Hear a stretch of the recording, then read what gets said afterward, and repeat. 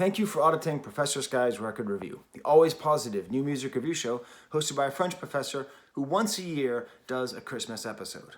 Now listen, I kind of hate Christmas episodes like on television, you're in the middle of April and all of a sudden something all about shopping and Santa comes on the TV, but I do think it's an important genre in music.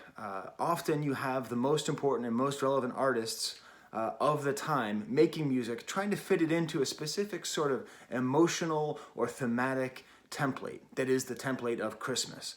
And so because of that, it can make a lot of interesting music.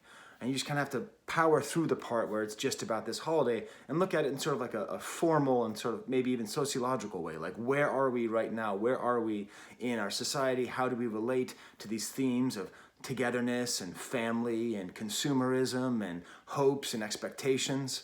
So that's why I like to do Christmas albums at least once a year. Now, my first one, 2018, I talked about my favorite Christmas song of all time. The song I think is the best Christmas song of all time, by Paul McCartney. You can watch the video if you like. And then last year I talked about Andrew Bird's amazing EP, Hark, which is just a wonderful EP, warm, heartwarming. It's all the best parts of the holiday, for me at least. The sense of togetherness and having a warm drink and being all hugely and consoled. That's not the case this year. I'm going to be presenting you with 4 different artists.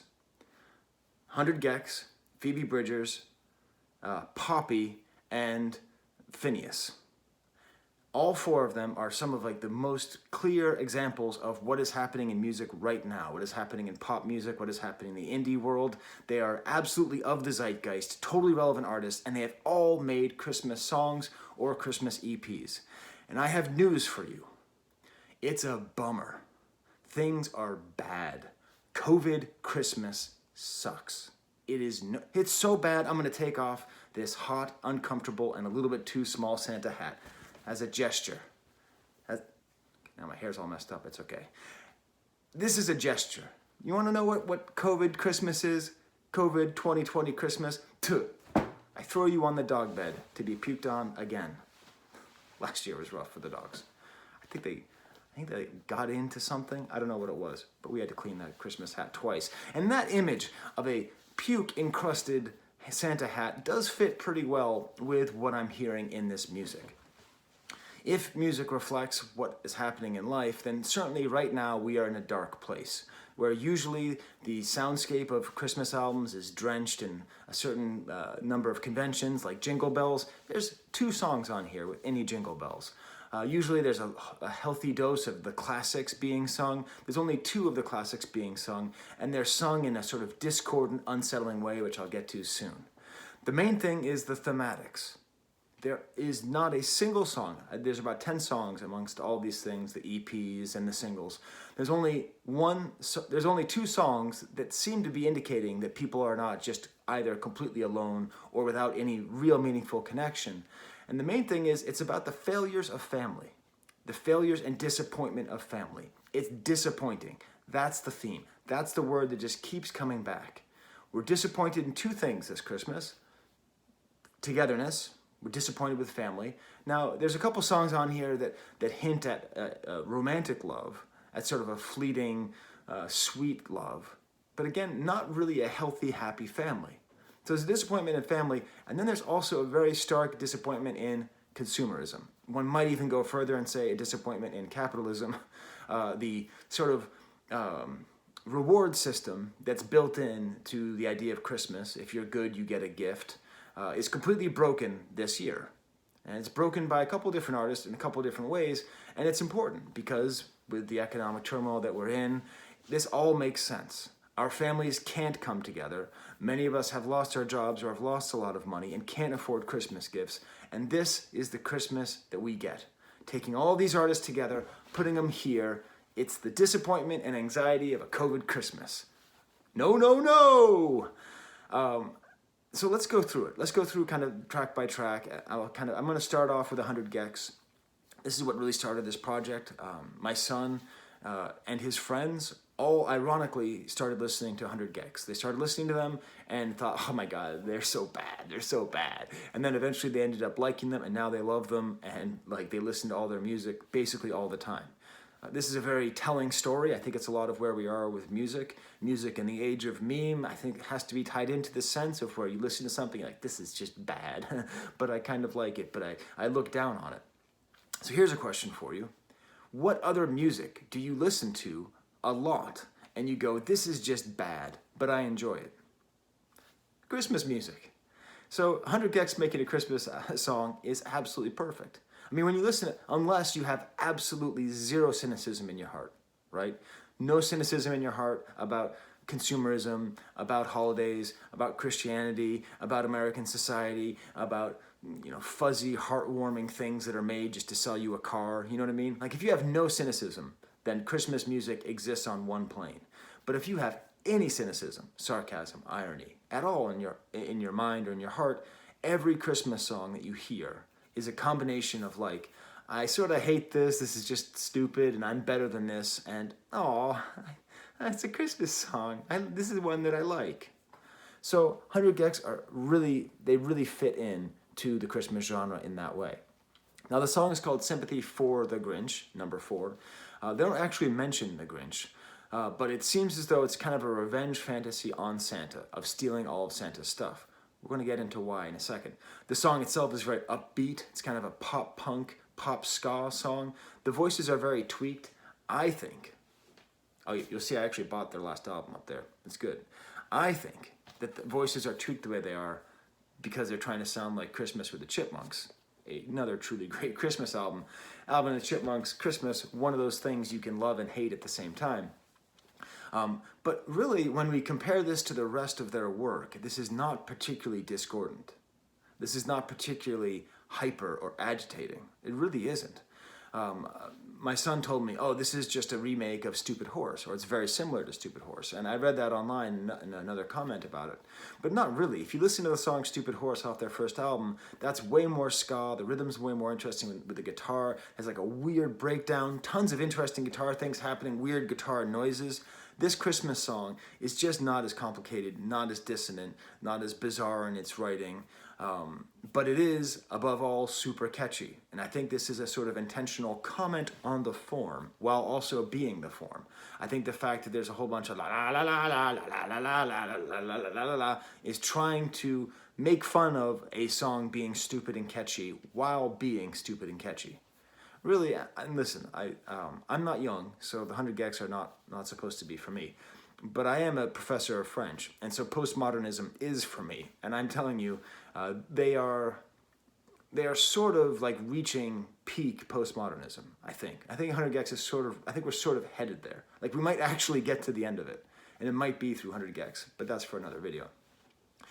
There are jingle bells in this song, but the whole thing is just weird, because thematically it's all about being mad at Santa. It's just about being angry that you didn't get an Xbox.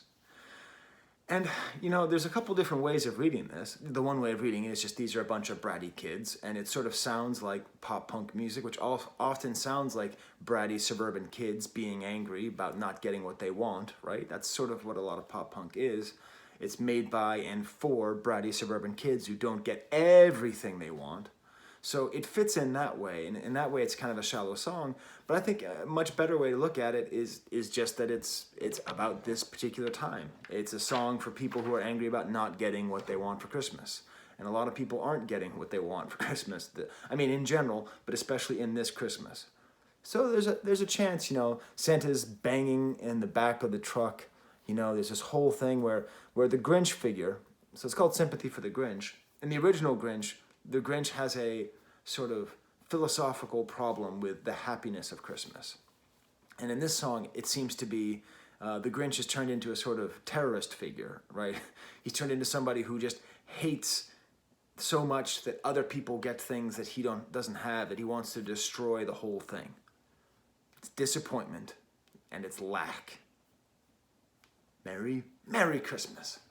Then we get to Poppy, a very poppy Christmas, which is very much in the same vein. If we are to reach peak postmodernism, Poppy is going to be right there with 100 Gecs.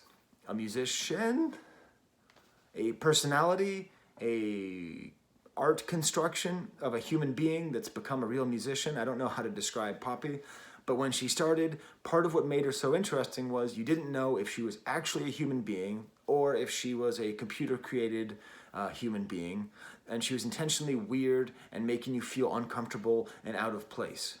And so her music has kind of followed that. And her album, I Disagree, which I reviewed earlier this year, is very weird and discordant, and just, it's this whole wave of satire and irony kind of destroying pop. I think Poppy and 100 Gecs are doing the same thing, where we're just like, we listen and laugh and make fun of it and get that we're being made fun of, but also listen to it to make fun of other people. And we're just, why are we doing this to ourselves, God. It's complicated. It's some really complicated stuff. Now, this Poppy EP is more upbeat, right? It's not as dark and depressing on the surface. But I would sort of say that any Christmas album made by somebody who's intentionally created her persona on alienation, distance, and a lack of authenticity is in and of itself a bummer, right? Like, she's singing these songs, but she's supposed to exist as a half human who is half product, half human, or maybe a demi-human, like 90% product, 10% human. So she's singing these songs, but the whole time, you're not supposed to take anything she says at face value. Just like 100 Gecs. Why are all these people making these Christmas albums when we're not supposed to believe anything they're saying? It's complicated. The first track is called I Like Presents. Now this is nice because it leads quite interestingly from the previous track by 100 Gecs, right? 100 Gecs is all like, I didn't get presents, I'm gonna kidnap Santa. Whereas this is just a love song saying, I like presents, but I prefer to be with you. Like, I just want to be with you. I just want to be in love with you. Which is fine, which is great, even. It's kind of it's poppy in the same way that new Taylor Swift album is poppy. Like there's a good hook, but it's mostly just kind of acoustic and intimate. And it's an anti-materialist song. So we have two songs here. One that's sort of pro-materialist, but talking about the disappointment with it. And this one is just like, let's just forget this. It's kind of reminds me a little bit of sort of even almost Elvis-y, like sort of early Elvis-y with just a guitar and a very breathy voice. It's somehow not too saccharine. I like presents, but I just want you. It's a nice message, it's a good song, and interestingly, she even says, let's turn off the news. Remember that, okay? I'm gonna get back to the news, because that's part of what this Christmas is about. Her next track is called I Won't Be Home for Christmas. Great. You see, we had one song where it was kind of nice, where it was about lovers, right? Not about family, not about togetherness, but about lovers, but okay, fine. Now I Won't Be Home for Christmas. Here there's a lot more distortion, like it almost sounds like Silver Bells or some kind of Christmas, almost like Silent Night in the background, but there are these bells that are a little bit off because part of what makes this new pop movement so interesting, this multi-pop, hyper-pop, whatever, irono-pop, whatever we want to call it, is that a lot of things are just off tune, like just a little bit off. It's making you a little bit uncomfortable. And it's kind of shaky and almost even vaporwavy at times. The drums like start to develop, but a little bit too late, and her voice is just really overbearing. And what is her Christmas message to you? I'm not going to make it. I don't know how many people are going to watch this video. Statistically, probably 100 to 200 people. I'm imagining around 180 of you are not. No. 100. I imagine about 99% of you are not going to have Christmas with as many people as you did last year, right? I won't be making it. That's the message this year. I won't be making it. Santa sucks. Kiss in the Snow is the next track. Just a very weird kind of sweet piano track with some melody. And this is a real love song, but it's just about the weather. It's just about kissing in the snow. Kind of like, almost like it's like power chord driven, like dun, dun, dun, dun, but just on piano and kind of a light guitar. It's nice. Again, super breathy. And then we end with Silver Bells, the closest thing to a straight Christmas song I think that we're going to be reviewing today, but it's slightly detuned. The guitar is like laboriously picked. It almost sounds like a drone at times. It's almost off key. I mean, it's great. The voice is strong and breathy, but it doesn't. If you played this for your grandmother, okay, she wouldn't be like, oh, it's a sweet Christmas song, right? That's my sort of litmus test here. Like, none of these songs would your grandmother go, oh, that's nice. She'd hear it and go, why is Silver Bells sound so weird? You know, Poppy works in the uncanny, right? That's the main thing that she likes to work with, the uncanny valley. Is it human, is it not? And I think having things slightly detuned works really well. Like, is this the Christmas song? Is this the experience? Is this Christmas? Okay, so now we've kind of gone through the sort of weird psycho-pop era. And let's get into someone who released an album that many are calling the best album of the year. Not me, I liked it. I did review this one as well, but it's not my favorite album of the year. Phoebe Bridgers, or as I often call her, Phoebe Bridgers. Phoebe Bridgers, and she does, much like me, she does a Christmas song every year, and she collected them all here. So I'm going to go through each of them and kind of analyze what they're saying. Spoiler, what they're saying is sad and kind of depressing. The first one is called If We Make It Through December. So this is for this year. You see Merle Haggard behind me in the back. And to her credit, she is covering Merle Haggard. Merle Haggard is an amazing genius of songwriting with a great voice who somehow hasn't fully made it in to the pantheon of country music that people who don't like country music like, okay? Somehow it's just Johnny Cash gets all of that attention. But Merle Haggard, I think, is a much more interesting singer, much more interesting songwriter, and this makes me very happy. I would love for there to be some kind of hipster explosion where all the artists go back and discover, holy cow, this guy knows how to write a song.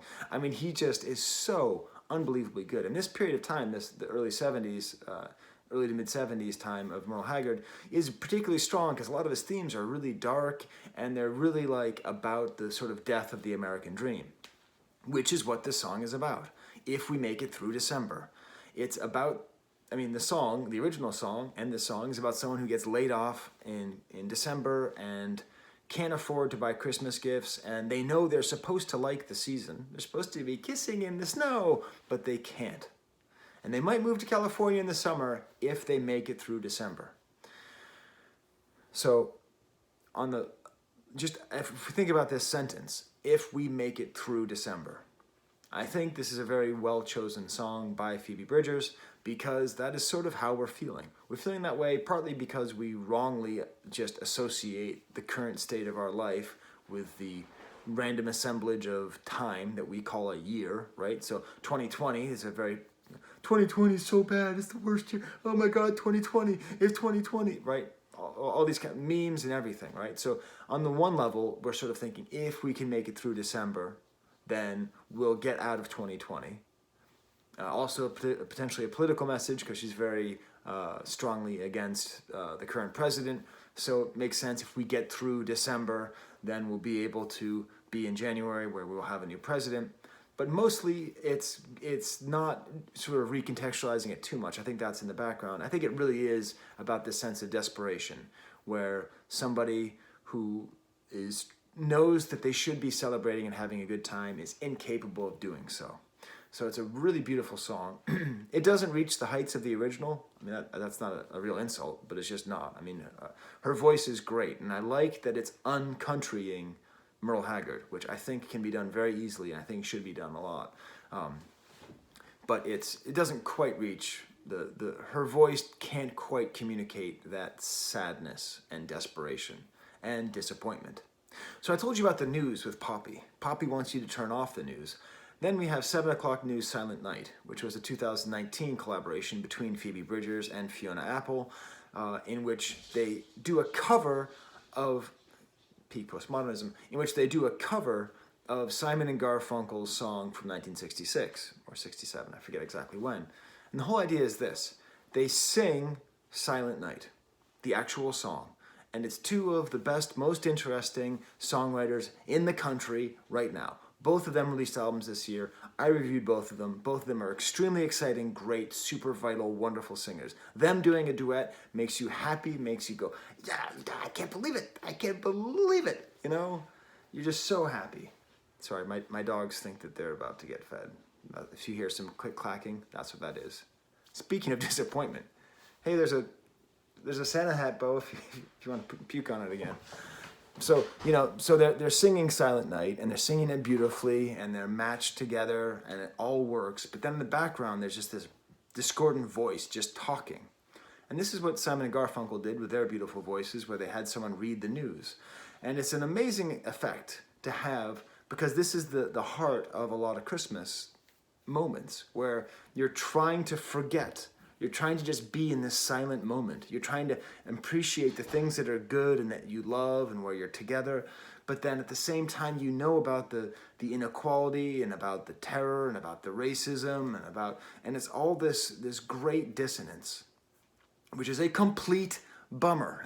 Again, another super bummer Christmas song, but it's really quite nice and it's really well done. And it's just trying to be calm in the chaos and the darkness. It's trying to push aside the stresses in your life, but you hear these two singers who you love hearing sing together. And then you have to hear the name Nick Mulvaney, and you have to hear them talk about trying to end Roe v. Wade. And it's just, it's a great piece of art. It's not fun for Christmas. Don't play it for your grandmother.